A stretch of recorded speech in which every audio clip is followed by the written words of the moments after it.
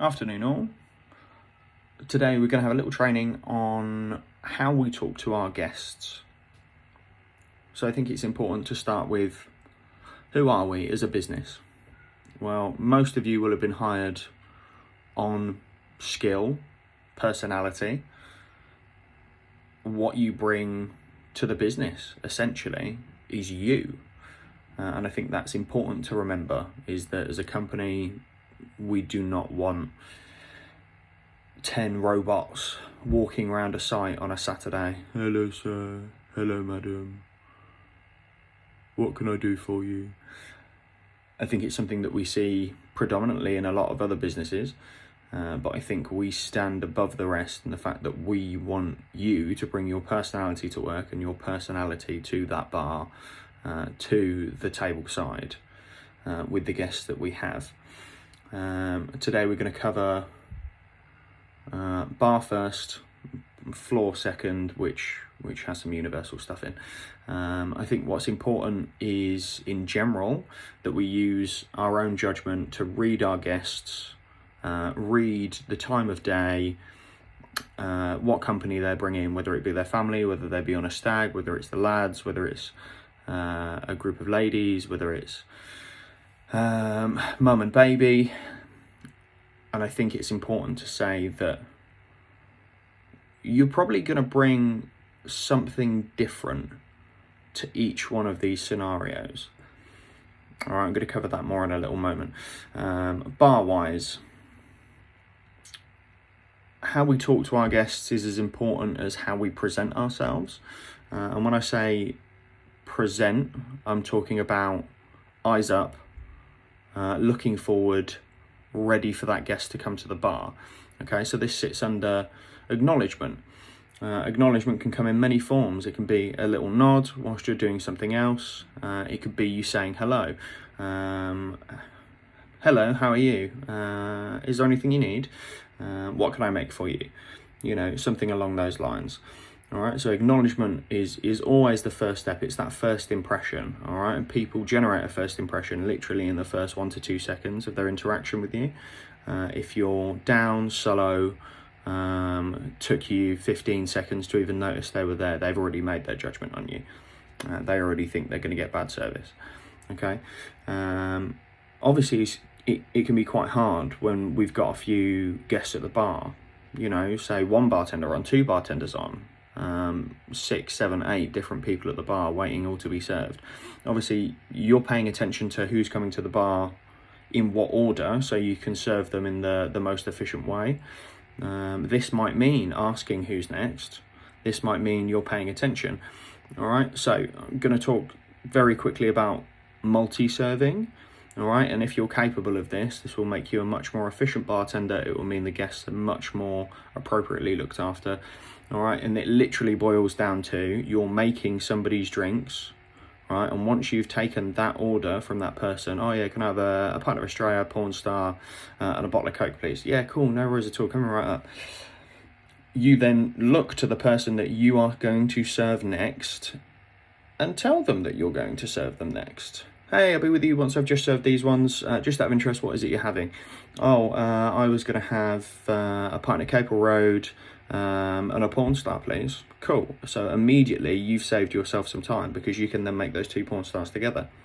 Am I making sense? With acknowledgement, it is also important to state that we have to be facing forward as much as humanly possible to be able to catch people's eye, to be able to say hello. This means, unfortunately, trying not to prep on the back bar. All right, and I say this in an element of if it's just you on the bar or if the other bartender is off doing other things. All right, we have 3 full stations. All right, we don't use 3 full stations all week. That means that end station, yeah, fine, ice well cling filmed, sink cling filmed, has space to do a little bit of prep next to it. Whether we decide to do that prep on the front bar, if there's nobody else around, so that we can say hello to everybody as they arrive, great. That means you can jump straight into serving people. That means you can be eyes up, facing forward, ready to smile at those people as they approach the bar. All right. Just something to touch base on, and something that I have seen is words that I do not feel are company appropriate. All right, we do not work in a sports bar, and I know you all are great at this. So just very quickly, we do not say hello love, hello mate. Two very key phrases to avoid, because we purport ourselves to be something different than that. All right, some alternatives that you can use. Hello there, hi everyone, hello chap, hello lovelies, or simply, if in doubt, hello, and that is it. All right, the connotation that goes with love and mate, unfortunately outdated, so please avoid. Moving forward into more generic things for waiting team, etc. When people are walking through the door, we're going to greet them and always be positive and always be exuberant, always be outgoing. We are the first point of call as they walk through the door, okay? We need to always be positive when we're at work, right? And essentially that boils down to, you need to pretend like you give a shit. We have had a few people ask recently, how do I make more tips? How do I get better feedback on Feed It Back? How do I have more named feedback? How do I get my first name TripAdvisor? All right, it boils down to, you have to pretend to be the person in the room that gives the biggest crap. All right, you have to pretend like you are going out of your way for your guests, like you are working hard for your guests, even if you are just milling along. All right, it's like the best service deception that you have is giving people an experience. All right, and whether you do genuinely care or whether you don't genuinely care, that is what that hourly rate pays for. That is what is going to generate that positive feedback, that positive experience with our guests. All right. I think it's very important that we do say hello to everybody and not just slide in next to a table or over to that person at the bar and say, what can I get you? It's very generic in other businesses. I want you to try and catch your guests out, because that's exactly what they're going to expect, is for you to slide in and ask what they want. All right, ask them, how are you? How's your day been? All right, if you can catch your guests out on this and you do this religiously, you will find that every once in a while somebody will say an order back to you immediately, and you will have caught them out because they were not expecting for you to give that much of a crap. All right, communication with our guests is key in terms of the experience. All right, so as we have already said in previous videos, 86s, greet, seat, allergies, small plates after 12, and then 86s. All right, communicating with our guests is important. It helps generate a positive experience. All right, for them to look up and down a menu and decide for something that we do not have at this stage in the game is pretty unacceptable. All right, when we're communicating about what people have ordered, whether we're exceedingly busy, do not be afraid to tell people that there is an extra wait for their food in general or for certain items. I have the mushroom tart, please. Yeah, cool, no worries. Just bear in mind, it probably take about 20-25 minutes to get it out, just because it takes a bit longer for the pastry to puff. All right, same with the apple tart. When we put the dessert menus down, guys, just bear in mind, it will take about 15 minutes to get that out, just because it takes that long to bake in the oven. All right. Again, communicating positively with our guests about certain aspects of our business, rather than them being blindsided and waiting 15 minutes for an apple tart that they thought was going to take 5. All right. As a business, we like to make recommendations rather than suggestions to our guests. So when you're doing that little small plates chat after 12, brunch menu and dinner menu, you can make recommendations on the small plates. It's taking it that one step further. All right. I really love the harissa lamb. I think it's got some great textures. I love the flavour of the shredded lamb and the flatbread. I think it's a great way to start a meal. Recommendation. Dessert menus go down. If you're feeling a little bit full, lemon posset's great. Nice and light, little shortbread biscuit, just sweet enough to finish a meal. Perfect. Other things to pay attention to. Service is basically an acting job.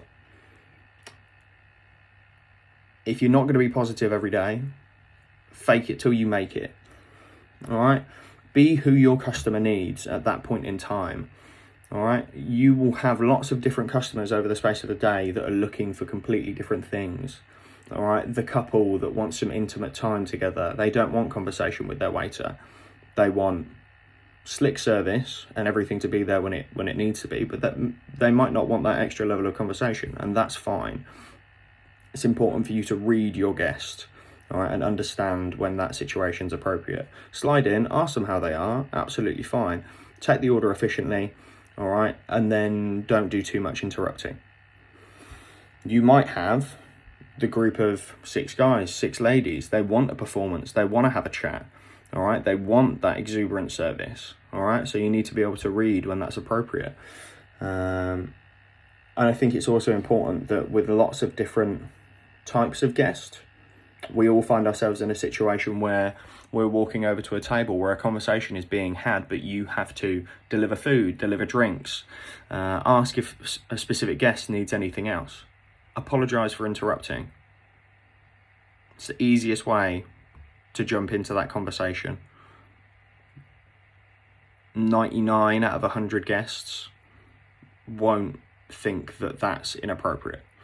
I think it's important that we talk about change of tone. All right, I don't know if any of you have been walking with me towards a door, towards guests that need serving, and I'm talking to you like this. And then immediately that changes to, "Hi guys, how are you?"